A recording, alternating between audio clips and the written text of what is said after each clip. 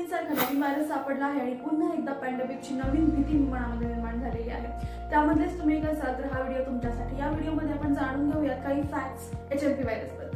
खरं तर HMP म्हणजे ह्यूमन मेटॅनोव्हायरस व्हायरस हा पहिल्यांदा नेदरलँडमध्ये 2001 मध्ये शोधला गेला होता। परंतु हा व्हायरस अनेक वेळा श्वसनाच्या संदर्भात अनेक आजारांसाठी कारणीभूत आहे हे संशोधकांना आधीच माहिती आहे।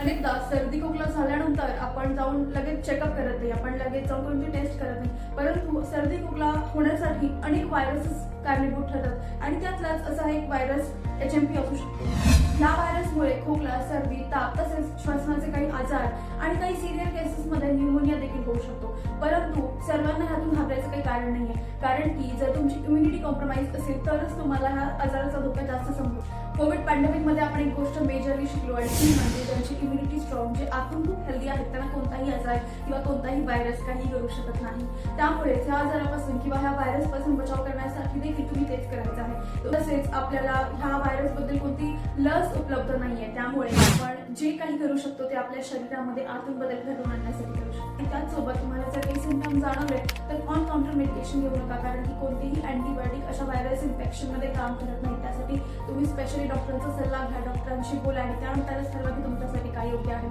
स्वतःची काळजी घ्या, इतरांची काळजी घ्या आणि कायम स्वस्थ राहा।